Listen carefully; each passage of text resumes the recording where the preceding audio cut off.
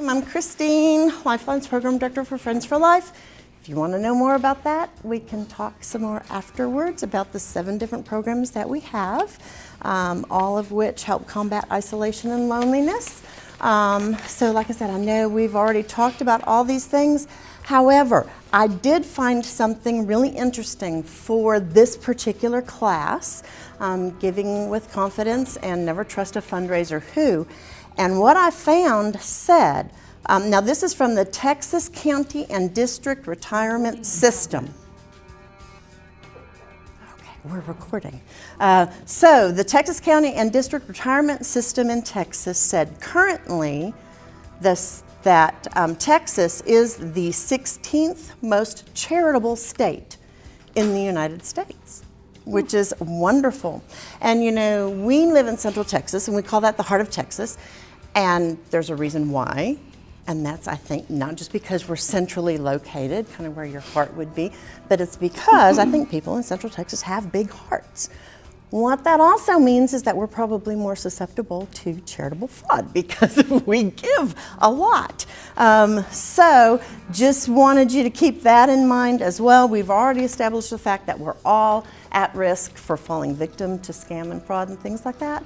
Certainly if we are, also are more vulnerable populations like elderly and persons with IDD, so we need to help keep them safe as well as ourselves.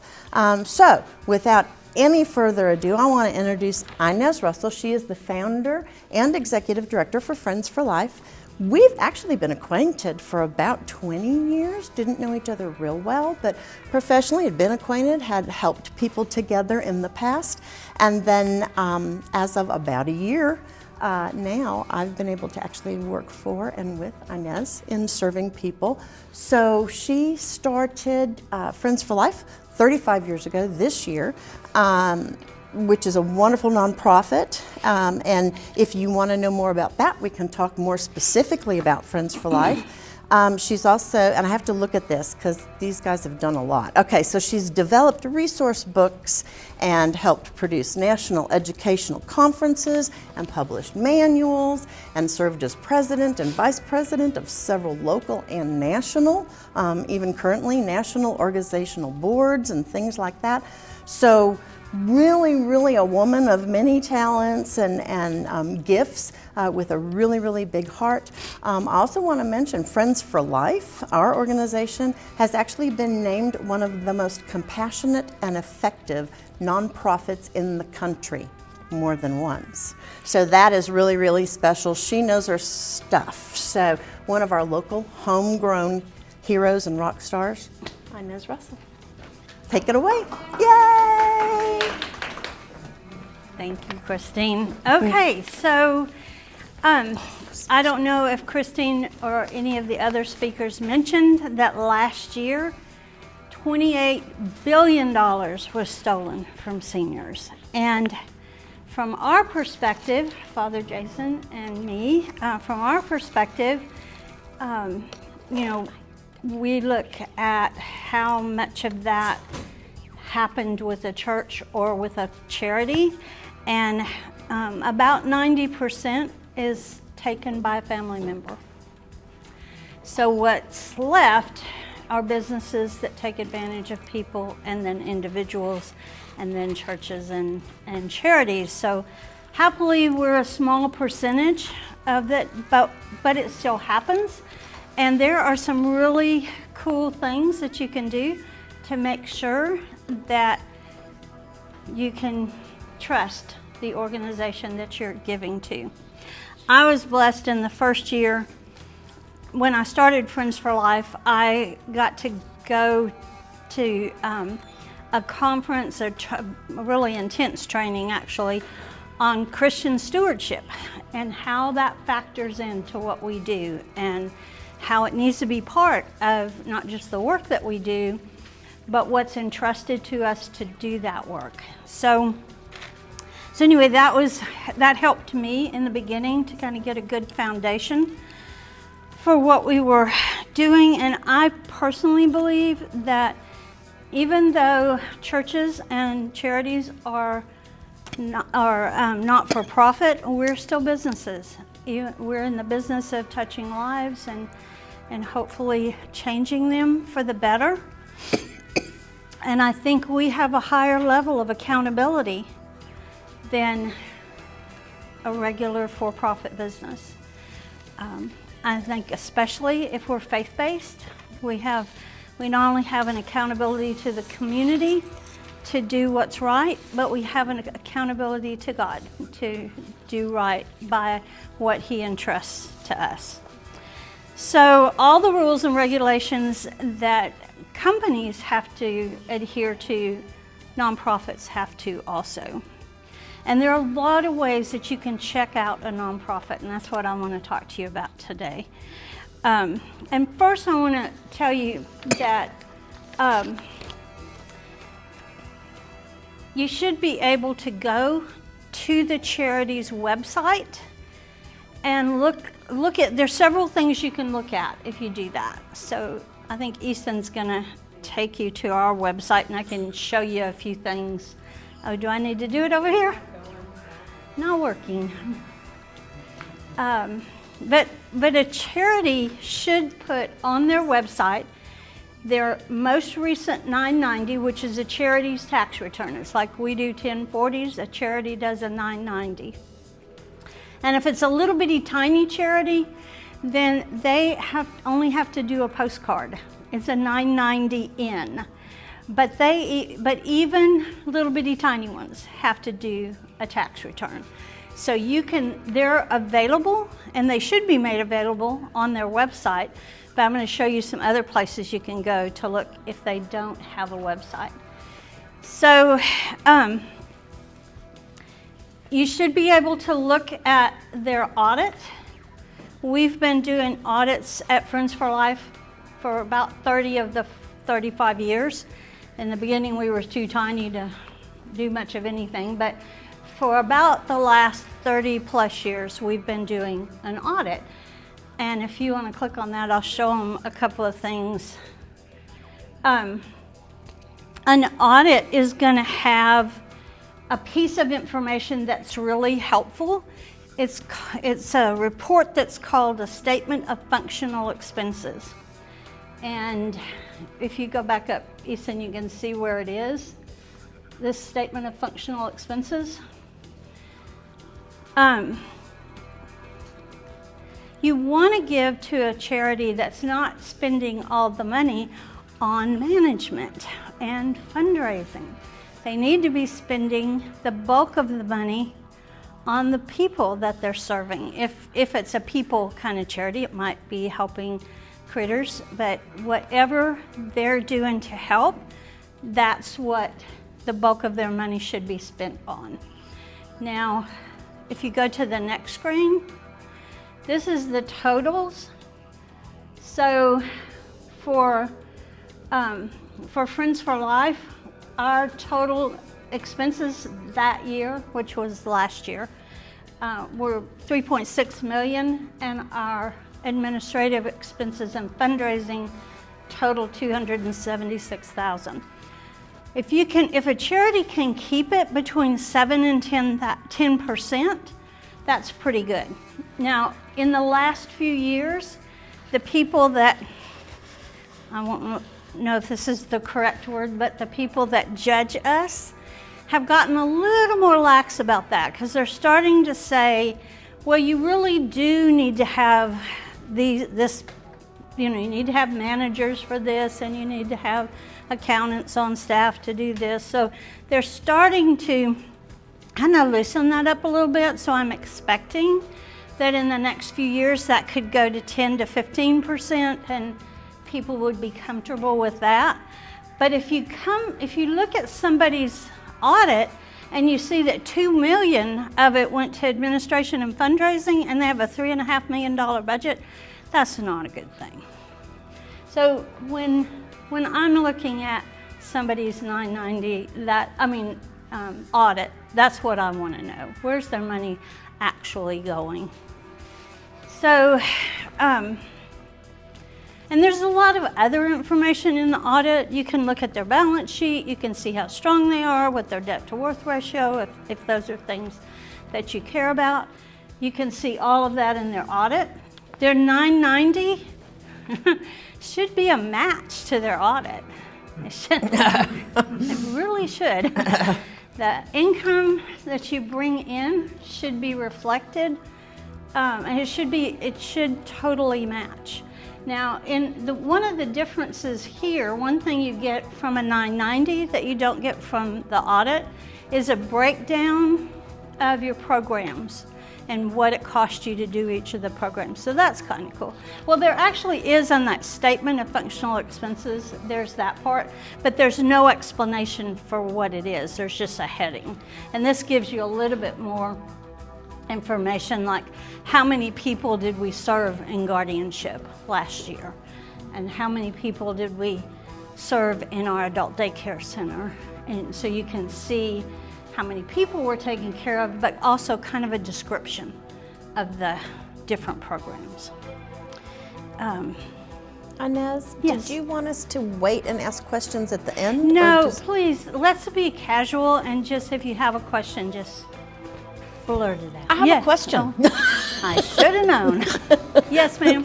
So the 990, is that basically like kind of like a profit and loss statement, or not exactly? Well, it kind of has that in it, but a 990 is a pretty in-depth tax return. The bigger you get, the more in-depth it is. Okay. And this is what the IRS uses to make sure that you are truly a 501c3. That's their name for a charity that can receive contributions and somebody can get a tax deduction for giving a contribution to a 501c3. When you first apply, they provisionally say you're a 501c3. And then you have to meet this test that basically says, I didn't get all my money from one place. Like if you had one donor and that one donor is giving you all of the money, the IRS is concerned that one donor might try to run the show. Mm-hmm. So you would flunk your public support test because you have to have less than 1/3 of all your gifts coming from one. So anyway, you can also ask a charity to give you a copy of their 501c3 letter. And they should make that available to you. You just gave me a brilliant idea. I can start asking for that, and if it's a scam or fraud, there you go. That'll shut them down. Yeah, if you ask them for their website. Yeah. Tell them you want to look them up. And then those things that we just looked at, those reports, your audit, your 990, and your annual report, you want to show them that. Those should be in an easy to find place on your website. And the annual report can give you some good information, and it's a little bit more fun to look at that than these other audit and stuff, although I'm not discouraging you at all from looking at an audit. But these are going to have pictures, and they'll have a summary of the financial information that's sometimes a little bit easier to kind of process, because to get this information you have to go into a lot of different places in the audit to pull it out. But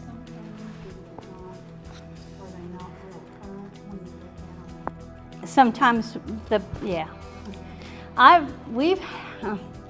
tell you, I got tickled during COVID. One of our foundations that supports us called and said, "Are you still in business?" I said, "Yes, ma'am." She said, "Well, your information on your website's out of date." So, so I went running to East and I said, "We need to post our most recent audit, not the year before, but this most recent one." So we did that, and she was just fine. But yeah, it has to be kind of part of what you're doing to make sure that we don't forget and leave older information on there. So, okay, so not all nonprofits are 501c3s. And that's another good reason to ask for their letter, because they can be a nonprofit and it's not tax deductible to give to them. 501c3, that's the magic word with the IRS. Okay, you can be a nonprofit and it not be tax deductible to give to you. There are several different kinds of nonprofits. There's actually one that exists to lobby. That's a whole different animal than a 501c3. Yes, they definitely would. Yep. Is that an indicator sometimes of it being a more reputable charity, or not necessarily? Oh, if it's a 501c3? Yeah, if it... No, but if you need a tax deduction, Right. then it needs to be a 501c3. So just be aware that not all nonprofits are created equally. Some are set up for different reasons, and just to protect yourself, if you want the tax deduction, just make sure, ask them.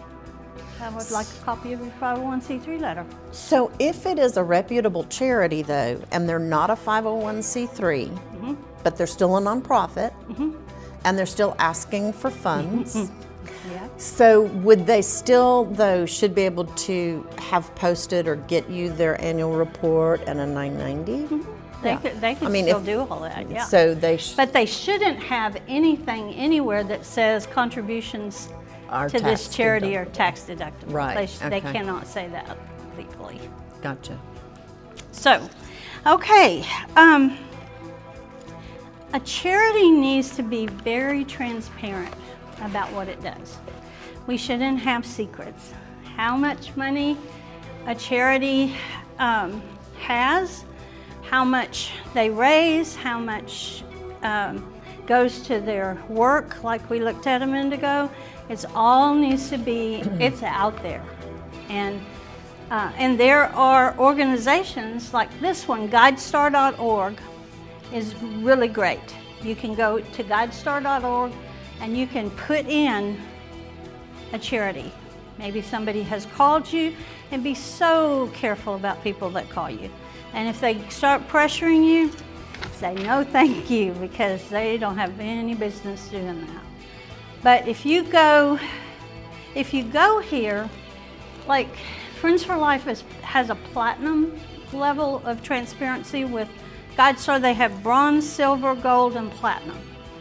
And you can look up anybody that you want and you can see their level of transparency, but you can see something else that's really kind of fun. If you put us back in, yeah, that's fine. Okay, if you go into, if you pick us, okay, then you can go to this tab right here, Show Forms 990, and they go to the Internal Revenue Service and get copies of all these charities 990s, and they post them. So you can look at any year, including what we just did, but you can look at any year and see how a charity did that year, and you can look at things like how much did they spend of the money that they raised, how much actually went to the work that they were doing.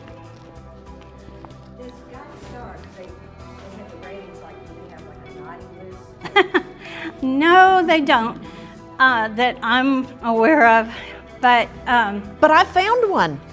you found a naughty list? I did when I was researching for you guys, for you and Reverend Jason. On GuideStar? Not on GuideStar. Oh, okay. But I did find a naughty list, and so I made copies of it. 50 of the worst. Okay, I would like a Yes, copy of that. I did. Okay. Who knew?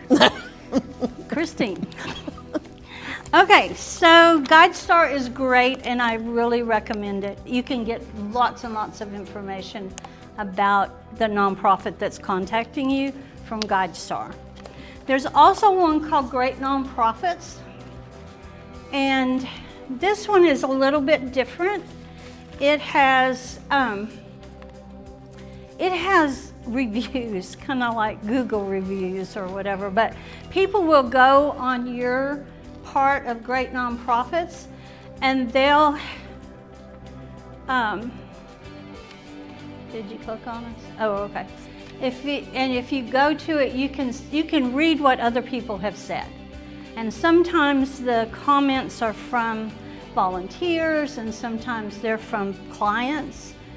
So, yeah. So board members also might do a review. And so anyway, you can learn about a nonprofit kind of through the eyes of people that are connected with it. So that's one other way that you can check people out. Now, another way is our good old standby, the Better Business Bureau. And if you, one of the hardest things that we have ever done was get accredited by them. You cannot imagine how much work it is and how many things you have to do, all these hoops to jump through. But it's okay. It's 20 different areas that they check. And when they're through, they give you this little, what do you call those things? I don't know, these little thing that we can put on our website that says we're an accredited charity. So it was worth it to go through and do all that. But you also, it's not a one and done thing. You can be accredited and lose your accreditation if you don't keep giving them all that information. So every 2 years we have to renew that. And I think we all know in looking at the Better Business Bureau that when people lodge a complaint against somebody, that's the Better Business Bureau will put that complaint on their website, but they'll also put what that organization did to try to resolve that problem. So you can see, if somebody's complained about them, but you can also see what they did to try to make things better. So, any questions? Okay. I'm scaring you. Oh. Well, yeah. It's a matter of scale. Well, it's been an interesting journey, and we are still learning about places that are looking at you. And there's something happening in our world that, our younger people are doing a lot of their donating online, maybe all of it.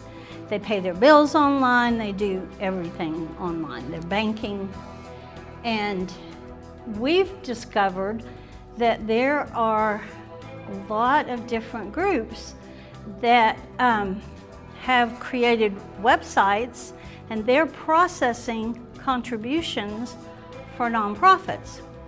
I know that there's going to be a lot of opportunity for people to take advantage, but there also are some really good ones out there. We recently got a check from what is that called? Fidelity Charity. Charity Fidelity? Fidelity Charity, I think is what it is.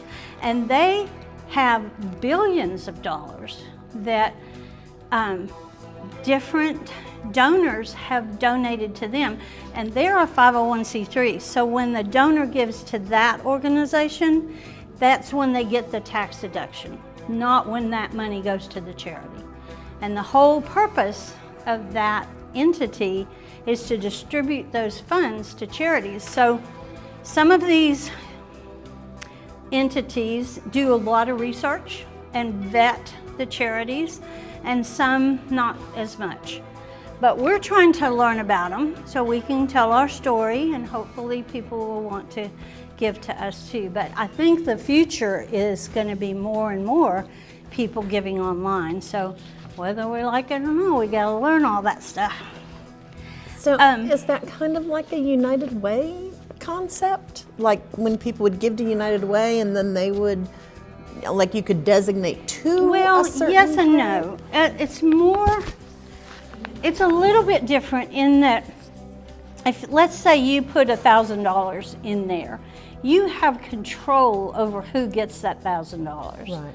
where United Way is going to collect money from a whole bunch of people, and probably not any of those people are going to determine where that money is going to go. Right, unless you designate. There are certain groups that are approved by United Way, and then they divide up what they get among those people based on need and that kind of thing. So these aren't where a charity has to join a group or something to.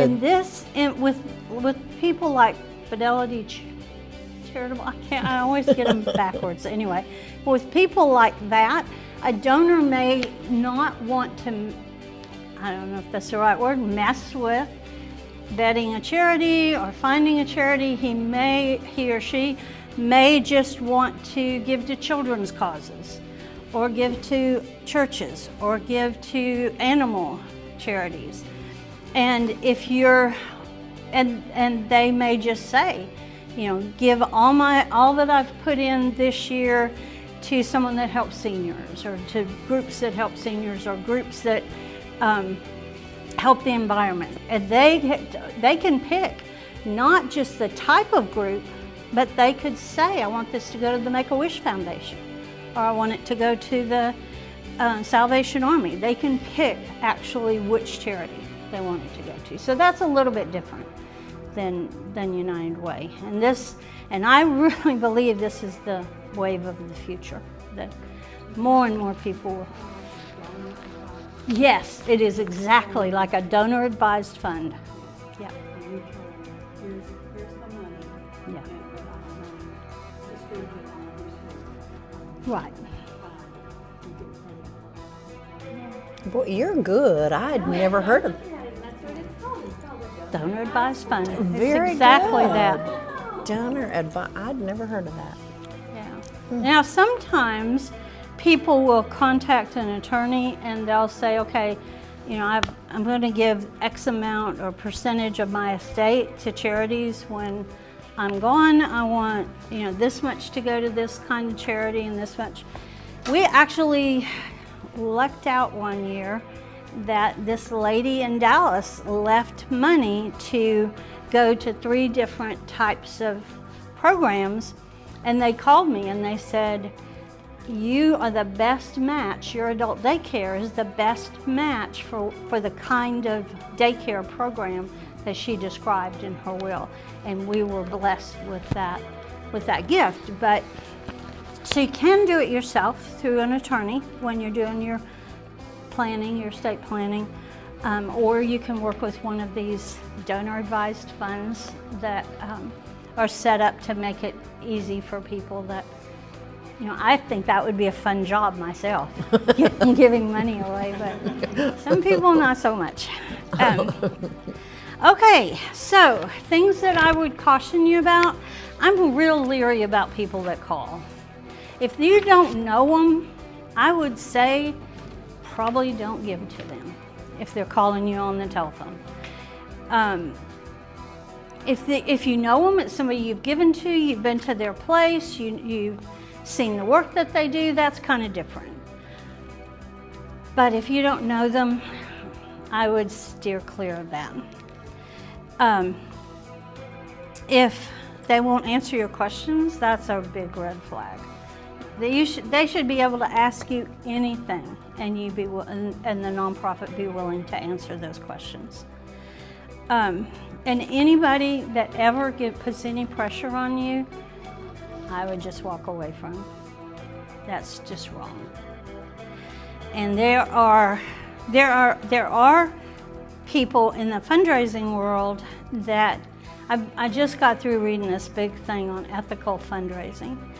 And as much as we want to connect people with the work that we do and help people to see who we're helping, there's a line that you can cross where it's just wrong to just play on people's emotions. And you know, it's one thing to maybe show a picture of a senior that's sad, and it's another thing to show a gut-wrenching thing. So we just have to, if it makes you feel too uncomfortable, it's probably You need to check them out, and we should be checking them out anyway.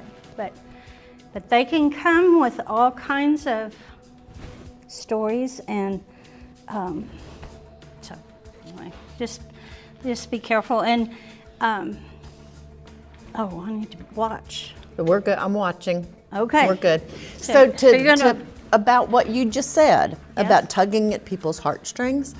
So something else that I It's saw. okay. You just want to rip their heart out. That's not Exactly. We can tug. tugging's one Just- thing. just Ripping don't- people's heart out. Just that's don't not rip. good. Yeah. So there probably will be a uptick in some of those things because of the natural disaster. So I found something about that too, because of the hurricane. In the wake of Helena, that the U.S. Attorney had printed something, so I printed that off if you want it to, that they always see an uptick in those kinds of scams because everybody feels, our heart hurts for people, and so people are going to take advantage of that, and they may use some of those awful tactics like Inez just talked about showing horrific pictures that just break your heart. And so extra time to be careful, because we're also feeling, for these people and could be more vulnerable without thinking about it and taking some of the precautions. And I want to give you a little tip about when you write a check to give to a charity, in the memo of that, if you put what you want it to go for, that charity is bound to use it for that. And I'm talking about by law. They can get in huge trouble if they do not.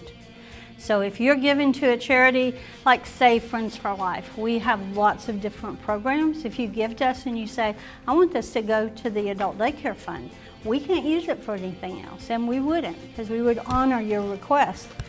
But one of our big national charities got in a huge amount of trouble a few years ago, because they had these checks that were written to them for a specific thing, and they just ignored it and used it where they thought was best. And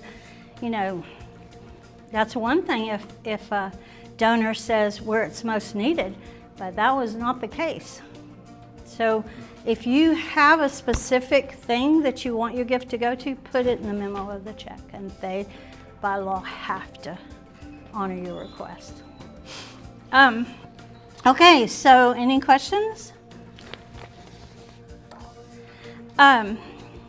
I think there are several things that you can do to feel good about the charity, to just know that your money's going to go where you want it to go. One of them is to go to the charity and ask them if they will give you a tour, and let you meet the people that work there. If they have clients there, they may, if it's not a violation of confidentiality, they might be able to introduce you to some clients. If you come to Friends for Life, they will hug you and they may propose to you, some of them. Some of our clients in our adult day center are looking for a spouse. But they're the best audience you'll ever have if you like to sing or play the piano or any of that. They love everybody and they are so fun. But ask them, tell them, I'd like to come to your facility, I'd like to see where you operate, and have you tell me the whole story of the work that you do, and what are you doing, how'd you get to where you are right now, what are you doing, and what are your plans for the future. All of those are good questions, and they should take the time to answer those questions for you. So that's pretty much what I have, but ask me some questions. What did I miss? Yes. Mm-hmm. 5 to 10%. What if 1 year they're 5 to 10%, and then the next year they go 15, the next year they go back? Is that an indication of anything that we should be concerned with? I don't really think so, especially if it comes back down. And 15 is really not bad. It depends on the work that they do. There's some, I have people that look at us and say, well, you have a lot of people on salary, that are getting paid wages. But we're a service organization.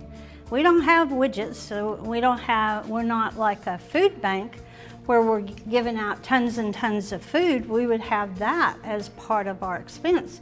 What we are is a service organization. So all of the people that we have that are care managers or nurses or CNAs, those people are providing the service. So that's part of the program revenue, not the administrative costs. But there are times when you might have a year where your staff is changing and you're gearing up to do something, and you may have on board your administrative staff to implement the program before you actually are starting to provide those services. So it can happen. I think I would just watch, if it gets higher and higher and higher, or if it's just a really big number. If it's half, what's happening here? And I've seen some that were 80% administrative and fundraising. Really? And that is one thing about this list that I printed off about the 50 worst charities, is some of those maybe where, like you're saying, Inez, where maybe, it's only like 5% is actually going to who they're helping, and the rest of it is all administrative or something like that. And I'm wondering if you saw, like, I didn't know that about the one website that you went to, and how it had listed, well, which one was it, was it Guster or the other one? And it had listed where you could click on all the different tax returns for all those years, or Form 990s. And so, like, what a nice, easy place. It's just, bam, they're all there. And then you're going to see a trend like what you're talking about. So if it was going up and up and up, would that maybe be a change in leadership, a change in, the board or whatever, and their focus to where maybe they were getting away more and more from, the services that are supposed to be provided from the charity? If it didn't ever come back down, it just kept going up, like, in big numbers. I think I would have some concerns if it just kept going up. But there's another part of your 990 that I didn't show you, and I just didn't think to do it. But there's a part where you can see how much the top people in that organization make. And you can also see every board member. How many hours do they give, and how much do they get paid? Well, we don't pay our board members, but board members are supposed to get paid, but there's some that do. Oh my goodness, yes. Mega bucks. There are some nonprofits in this country, you'd be shocked at how much their board members make. Yeah. And some Salary, like a board member can be on salary. they can work 1 hour a month, come into a board meeting and make big bucks. So, Wow. But in defense of that, I will tell you that some of the nonprofits that we have, like, let me give you an example. Let's say that you have a foundation that was created by a family, and this family all worked to build this company, and they took the profits from their company and they put it in a foundation. Well, they may pay some of their kids and grandkids to be on that board and distribute that money, and it's really their money. That's money they earned, and they're giving that back to the world. So that's kind of different than if you have a nonprofit that's collecting $1 and $5 contributions, and then the people working there are making $500,000 a year. You think, what? That's just, not right. So you have access to all that information. You can see that. From our perspective, it's kind of fun to go in. We can look at all the foundations, and we can see who all they gave to, because it lists all that. So I can know if they've ever given to seniors, if they've ever given to help.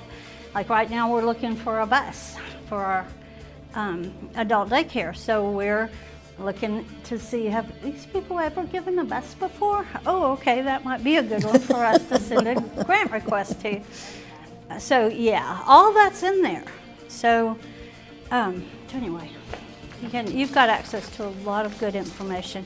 And I would, if you're looking at giving to a local charity, I'd go see them and let them tell you all about the work that they do and introduce you to the people that they serve.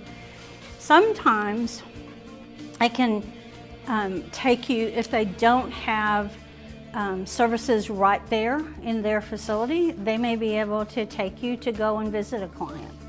You know, again, we have to be careful of confidentiality issues, but we often have people who want to, you know, we have a lot of clients that like to get their picture taken.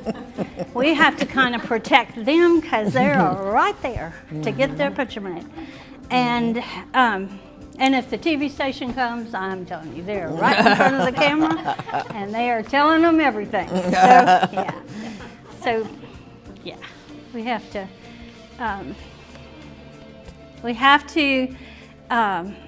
just have to realize that we have the right to ask all the questions we want to ask, and if they don't want to answer them, then there are a lot of charities. I heard it said that we had about 500 in Waco. That's a lot of nonprofits. Yeah, it is. That is a lot. About a dozen years ago, they said there were 300 in Waco, and I thought, wow, that's a lot, but we're up to 500. I don't think so. So, nobody has any more questions for me? So let's get on to part 2, Never Trust a Fundraiser Who, which I think is a super fun title. It's got everybody's curiosity sparked. And so I want to introduce Reverend Jason Ingalls. He is rector of Holy Spirit Episcopal Church right here in Waco. I met Reverend about a year ago and very quickly came to really appreciate him and respect and hold him in really high regard as well. And was talking about this and got to talk. He's like, you know what? Yeah, I could absolutely provide something that would be useful to folks in this kind of scam and fraud arena with regards to fundraising. And I'm like, oh, I love that. So I got this dynamic duo here tonight, Inez and Jason. So Reverend Ingalls also has extensive background, both personally and institutionally. He has served on many statewide committees. He's been a speaker at a plethora of conferences, I found. Oh, I looked all through here, but I'm like, wow, I am so impressed. He's also received numerous awards, and I think several of your writings have been published? Or did I misread that? Yes, some things have. Yeah, so whether it be some other religious things or whatever, not everybody gets to be published. So that's always kind of fun. So I'm going to let him tell us about trusting or not trusting fundraisers. Okay, I've got some questions for you already too. Oh, you do? Oh, great. I had some for her. I've got some for you. Hi, friends. I spend most of my life behind a pulpit, so I need this. How many of you remember Monty Python? Oh, yeah. Yeah? Do you remember the spam sketch? Everybody's sitting around, they start singing about spam, spam, spam, spam, spam, spam. You read spam, wonderful. Okay. As we were talking, I started singing scam, scam, scam, scam in my head. So in June of this year, World Magazine posted on their website a story entitled "Religious Scam Takes Advantage of Elderly Man." The FBI accuses son of convincing his father to invest in a phony Christian startup. So you were talking about how nonprofits are only a portion, but when we start getting into religious scamming, we start bringing the family back in. It stinks to be a pastor sometimes. So they talked about this group, Turnian Group International LLC, was a professional and explicitly Christian development company aiming to revitalize poor, crime-riddled American neighborhoods by providing job training and investing in real estate. They had a website. They promised to direct Christian investment towards underserved communities. And the group's mission intrigued a man named Victor, Victor Evans Sr. He was a World War II veteran. He grew up on Chicago's South Side. He'd been looking for a way to invest in his old neighborhood, which still struggles with crime and poverty. And as a Christian, he wanted to work with a group that matched his values. His son, Victor Evans Jr., so I'll just say senior and junior from now on, said the same thing. So Evans Sr. eventually invested over $322,000 of his retirement money to start a Chicago branch of this organization. The leaders promised him that his money would be used to build a vocational school and buy 100 homes, and that not only that, but Evans Sr. would profit on the investment. Too good to be true, right? Yes. Scam, scam, scam, scam. Years passed, nothing got built, nothing got started, the money disappeared, and Evans Sr. had nothing to show for it. I mean, I feel awful for this guy. His own son vouched for the group. They had a website. They looked official. He thought he could take his savings and build a better life for the people in his former neighborhood while turning a profit for himself.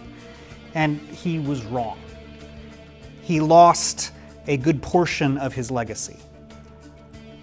Now, the Bible says that God loves a cheerful giver, but in a world where people actively take advantage of others, like Christine said, especially here in Texas, how do I know who to trust?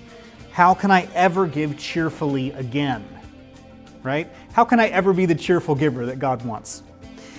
So in 2009, scambusters.org posted a story called Let Us Pray, and P-R-E-Y, get it?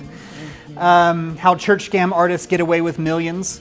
Not all of the scams they listed apply to individuals like us, but here are some ways that fundraisers and scammers take advantage of us. So one of the things that they mentioned, and I'm going to mention two of theirs and then two others that I'm more aware of. So the first is just the affinity scam. Someone tries to tie themselves in with your values. They share their faith story with you, and then perhaps sometimes later ask you to invest with them, and they promise you big returns. So they're taking the long, slow, starting to build a relationship using all the right words, and then it seems natural to invest with them, and then they run away with your money. So, and then there's the sob story scam. So, but this is a variation on number one, but a newcomer shows up at church or, your local community group and tells you how God has recently saved them and changed their lives. And sometimes immediately, sometimes over a lengthy period of time, they tell a story of struggle against hardship or a recent tragedy. And this happens a lot to church staff, and it could happen to you. It's not to say that sometimes people don't need extra help. Sometimes they do. Just be aware. To these two, we could add at least two more. Have you ever gotten an email from a pastor asking you to buy gift cards? Yeah? No, but I got an email from Inez asking me to buy gift cards. Everybody that works at Fundraiser has gotten emails from me saying, I'm in a meeting and I can't get out of this meeting, you should go buy gift cards. I would never do that. So we had to send an email out. And we'll never ask you to That's right. So, yeah, they ask you to buy gift cards and then send pictures of the back of the gift cards so that they can, redeem them online to their own account. And like you said, it's usually like, I'm in a meeting, and so they're tied up in a meeting, and this is going to meet the need of another person in the community. Really tugs at your desire to help, uses the trust you've already placed in someone in your life, and exploits it. And accounts and wills scams. So Inez was telling me about some of these. And I think these are one of the hardest, where a religious person or entity like a church asks you to give them banking information or to write them into your will. Now, no reputable church is ever going to ask you for banking information. I think we're all aware of that. But, and this is the problem, God loves a cheerful giver, it is common and good to leave bequests to churches and charitable organizations in our wills. So here's the problem. Just like Mr. Evans Sr., we want to help people. We want to make a difference in our communities with our money if we can, and we should, because God loves a cheerful giver. But if we get this wrong, we leave ourselves open to being conned. Then the money that might be used to benefit the kingdom or our communities just disappears into someone else's bank account. If we get this wrong, we won't leave the legacy we want to leave. For many of us who go through this, we feel a deep shame. We won't tell anyone. This is so horrible. We won't tell anyone because we don't want to admit that we've been taken advantage of. So I need that brochure so I can start reporting scams. And then we let the problem become others' problems too. So instead of addressing the problem when it happens to us, we let that person go on and do it to other people. So when the person who victimized us goes on to victimize others. So Christine's already introduced me. Hi, I'm Jason. I'm the pastor of Holy Spirit. And I first of all, I just want to say I get it. We recently had a gift card scam at my church. And the only reason we found out is because someone started a new email thread and sent me the pictures instead of replying to the email that they had been sent. And I said, do whatever you want to with the gift cards. Everything's fine. So that I was grateful for that. And I think every couple of years, my parishioners get emails like these. Every day we get messages on Facebook trying to steal the church's credentials. Like they're claiming to be Facebook and saying that you violated some policy, so you need to go sign in over here so that you can appeal, or they're going to shut down your account. I mean, it's relentless. It's happening every single day.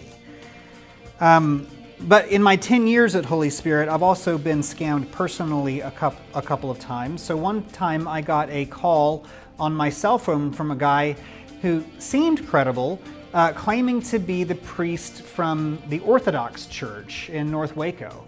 And like he knew the geography, and he was stuck someplace, and he didn't have money. Would you please wire me money? I just did, and the guy just wasn't that guy. I met the actual priest at that church later. It wasn't him. And then, so that's the affinity scam, the sob story scam. Someone who came to my church and asked for money, just kind of off the street, and I helped. This is something that it's my job to give alms, right? And so Jesus says, give to anyone who asks of you, and I try really hard to do that. So I helped, and he came again, and I helped again. And then while I was at an anniversary dinner with my wife, he started texting me saying he was stuck in another town, that I needed to wire him some money. And you know, this was a long con. Like, this was 3, 4, 5 months. He had shown me pictures of his daughter who was sick. You know, it was, he wept openly when I prayed with him. It was incredible. So I went and I wired him some money as part of our anniversary date. And my wife was not happy about this, as she should not have been. She should not have been happy about it. But then a few minutes later, I saw him walking through the Waco Walmart parking lot to go pick up the money that I had just wired him. He wasn't in another town after all. And I was so embarrassed I didn't report him. And I didn't do anything. So like, I've been there. I've also had experience in fundraising, as Christine said, having raised personal support within a varsity Christian fellowship and having raised money for a seminary. I started out with mostly scam stories because I believe that there is a fine line between an out-and-out scam and unscrupulous fundraising. Never trust a fundraiser. You should have just left off the who. Just don't, okay? Especially if they're calling you on the phone. But still, we have to come back to this, that God loves a cheerful giver. So never trust someone asking for money, whether they present themselves as a pastor or a priest or a fundraiser or just someone in need. If the way they are acting takes that cheerfulness away from you in any way. Now, I'm not saying that we shouldn't give to people who make us feel uncomfortable, right, at first, but we have to check. And I want us to check these 3 things, and this goes right along with what you were saying. Check your gut, check the facts, and check the relationships. So first of all, check your gut. If the person talking to you gets you into a high state of emotional arousal, positive or negative, watch out. So if they're ripping on your heartstrings, well, I have examples. So I see this most with fundraisers and scammers who apply pressure with their asks. And in fundraising jargon, we talk about the ask, right? This is the whole point of a fundraising conversation, is to get to the ask. If someone is applying pressure with their ask, watch out. The gift card scam always has a time scale attached to it. I'm stuck in a meeting, this has to happen now. The guy who called me from out of town needed the money now, right? So be careful of that kind of time pressure. But there's another form of pressure, the pressure to keep things secret, right? If someone, anyone, hints, implies, or outright says that this is a secret, that's a huge red flag. You don't want to be anywhere near that. So St. Ignatius Loyola tells us that the enemy of our souls most of all wants his designs to be kept secret because he knows that if they come to light, they will easily unravel. Anyone, even if you've checked everything, even if they have great references, if they imply that this needs to be kept between you and them, go talk to someone, right? Go talk to someone. So there's the pressure to act quickly, there's the pressure to keep things secret, but there's another emotion, or 2 emotions really, to be wary of. Be wary of anyone who asks for money on the basis of fear or anger. Now, I'm a pastor. I'm just going to preach to you.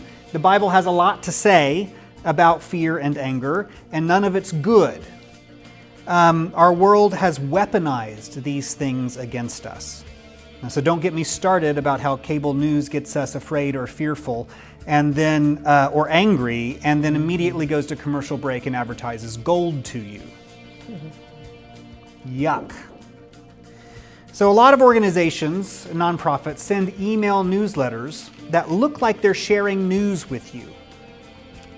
It's laid out like a news story, it reads like a news story, but as you read, you start noticing words that make your blood boil.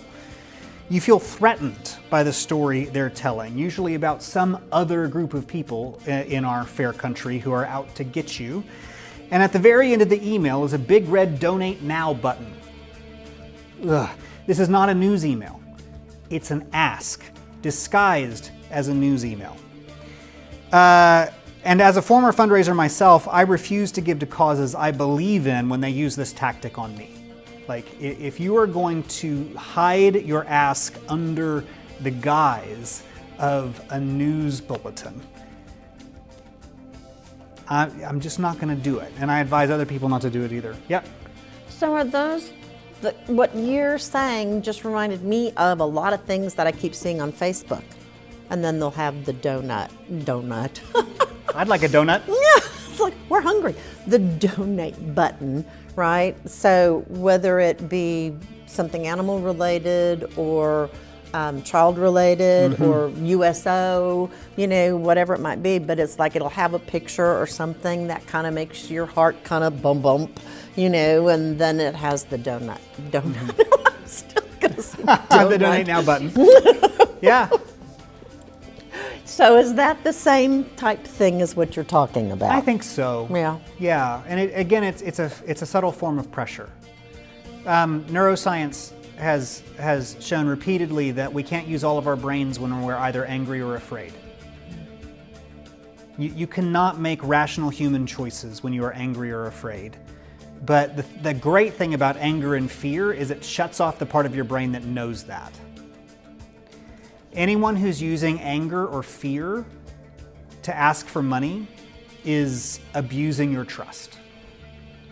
There are certain political candidates I would like to win this year, but they use some of these tactics. They have gotten exactly one donation out of me, right? It's not good. It not only destroys me as a person to be triggered into those states. It destroys the community that we live in locally and nationally. Like, we have to learn to talk to each other and paint a vision, paint a picture of a good future together that doesn't involve using those people as scapegoats to raise money. Thank you, Inez, for not doing that. But I think I also want to warn us against the other extreme. If the offer is too good to be true, if you want it so badly that you're okay ignoring the voice in your head telling you to be careful, that is another form of pressure, right? Don't make a decision when you feel pressured, period. When you feel angry, when you feel afraid, it's impossible to make a good decision in that state. But see, you still want to give. You still want to do something to help the communities that you care about. And you think you might be able to do it cheerfully. What should you do after you check your gut? So check your gut first, check the facts second. For goodness sake, check the email address, right? This is the thing about the 9/10, probably 95% of the scammy, fishy type things that I get can look real official. They can use the logos, whatever else. But as soon as you look at the email address, it's real clear that this is not from that organization. Check the email address. You all know this. Check the web address they gave you. Just check. If you're being asked to give to an organization that is new to you, you've never heard of them before, run away. Run away! How much Monty Python can I get into this? Run away! Or at least check it out. So you had some great things up here. There's also Ministry Watch and the Evangelical Council for Financial Accountability, who have similar types of things for religious charities and churches. But even if you know the organization, check their financial policies. So I'm just telling you exactly what Inez said. What checks and balances do they have? Do they have a governing board? What's their money use policy? Do they conduct annual audits? Will they let you see their budget? If they won't let you see their budget, run away. Do they fill out a Form 990 for the IRS? How do they keep donors informed? What access do donors have to records? Again, any hint of secret keeping is a big red flag. Anyone who tells you, hey, you just need to trust us, probably shouldn't be trusted. Reverend? Yeah. What were the two websites specifically that were church or religious oriented? Ministry Watch. Ministry Watch, okay. And the Evangelical Council for Financial Accountability. Okay, let's make that longer. Yes. The ECFA. Evangelical what? Council for Financial Accountability. Okay. Thank you. Yeah, you're welcome. When it comes to checking facts, ask for the organization's financial policies. They should be written down. And this is especially true with churches. If they aren't written down, the organization might be well-meaning, but they're more likely to mismanage the money given to them. Being well-meaning without good policy is a train wreck waiting to happen. You just got to be careful, right? Okay. Another question. Yeah. So would an example of what you just described be some of the different people that we see either on street corners or Walmart parking lots that are raising money maybe for the church youth group or something, or not, or like the ones that are going around with the peanut brittle for the Christian-based organization that's helping men to recover from, substance abuse? I think if you like peanut brittle, you should buy peanut brittle. I think if you're going to give them more money than the peanut brittle, you should do due diligence, right? Don't forget, again, Jesus said to ask for anybody who gives, but Jesus doesn't say give $1 million to anybody who asks, right? There are the small charitable interactions that we have with individuals and small-scale organizations that I think kind of fall outside of this. There is something in the Christian message that says,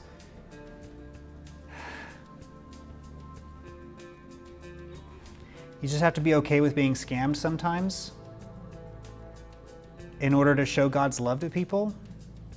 Because I tell you what, the people who are scamming me and the people who really need my help, they say exactly the same things, right? So we've had to come up with some common sense policies about, I can help you once, but the next thing is check relationships. But if we're gonna give to you directly a second time, there has to be some kind of ongoing relationship. And I used to think that was a bad thing. Churches shouldn't do that because it seems like I'm paying you to come to church.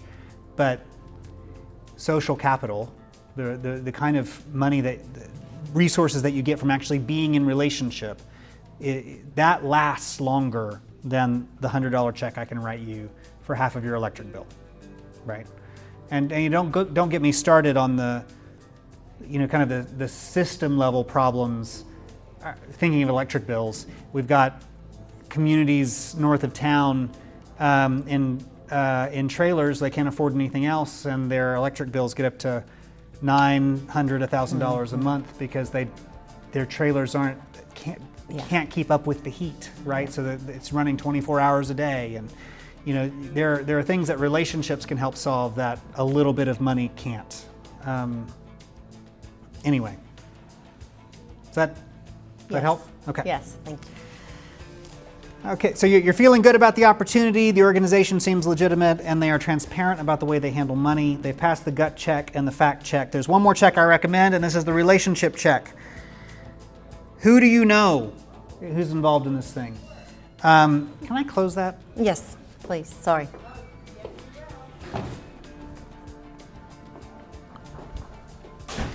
Who's on their board? And, I'm a denominational Christian, I'm an Episcopalian, especially when it comes to churches and other organizations. What is their denomination?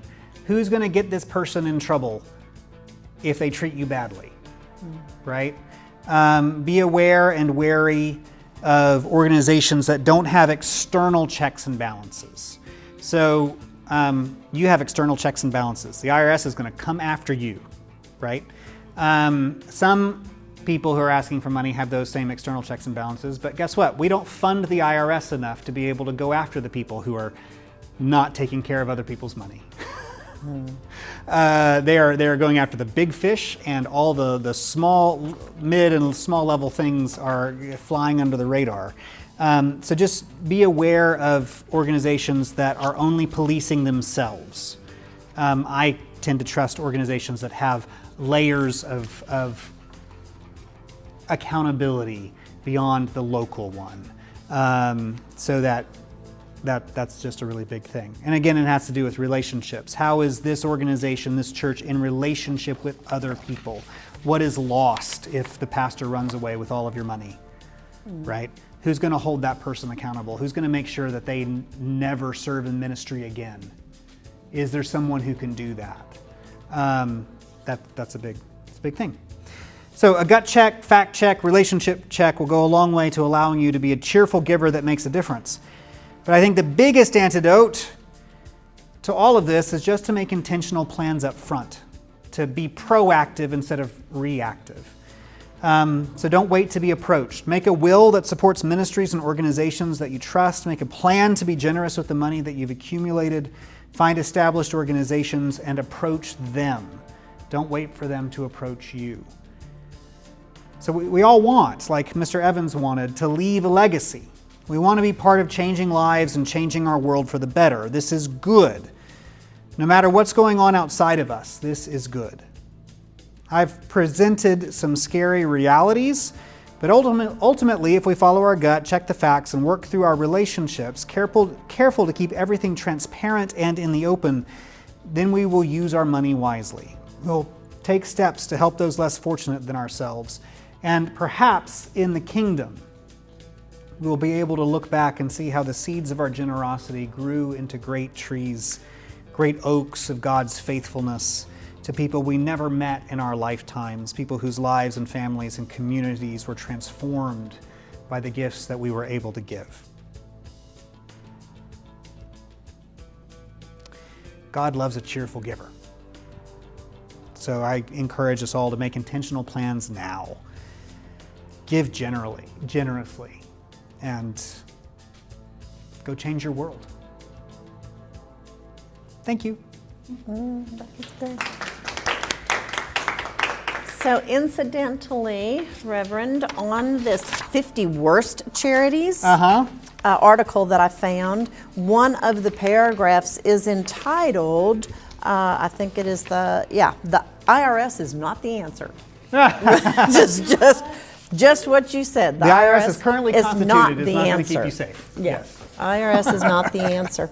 So what about some, like all the GoFundMe things that we see all the time? Do you think most of, because I have heard where there have been some of those that were not legitimate, but like how do you even check that out? Or like, do either one of you have any thoughts about GoFundMe accounts for things? Like somebody's house burnt down and they don't have insurance, or their medical bills far surpass what their insurance would pay, or Relationship. if you Like, know. if you do not have a personal connection to this thing, if you don't have a personal connection to the GoFundMe about the person in South Carolina who's lost their house to Helene, go give to the Episcopal Relief and Development. Go give to Salvation Army. Go give someplace where you know that money is going to make it somewhere.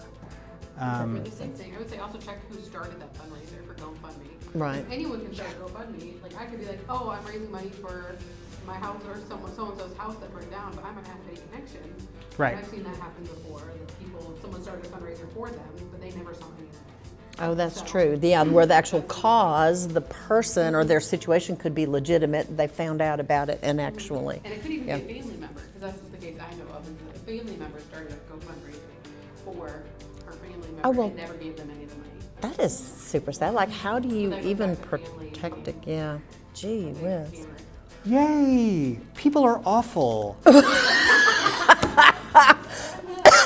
But God is not. Yay, Jesus God. saves. Oh. Okay, Goodness. so, and you just made me think of this, and I thought of this when you and I first talked about your doing this, but I don't think I ever shared this with you. A religious teacher that I know shared this, and a pastor of a church. So he visited a woman that he knew. She said to him, I got this letter from this pastor. And he looked at it, and it had used her name, her first name, repeatedly throughout the letter. This person knew that she had been praying for family members to come to know our Lord on a personal level. And they were not there. And told her, I woke up at 2 in this letter, I woke up at 2 o'clock in the morning with your name in my heart. And I know that you've been praying for this family, and if you will give $500, we can guarantee that your loved one will be saved and will come to know Jesus. And she, because she loves her family and is so concerned about them, she was tempted. She was crying. She was about ready to give that organization that obviously had a form letter, and somehow Mail merge is amazing. Yeah, and like knew just enough, and that could be true of so many people, right? If that could be praying for a loved one who has not come to know the Lord, right? Most of it, doesn't mean it's not saved, and we pray fervently. Yes. These manipulators know that. And he said, this is true. He said, first of all, I guarantee you, he did not wake up at 2 o'clock in the morning with your name in his heart. Right. And you're not going to pay their way to heaven, basically. He's like, I'm guaranteeing, and yeah, right. But she was about to do this. Yeah. So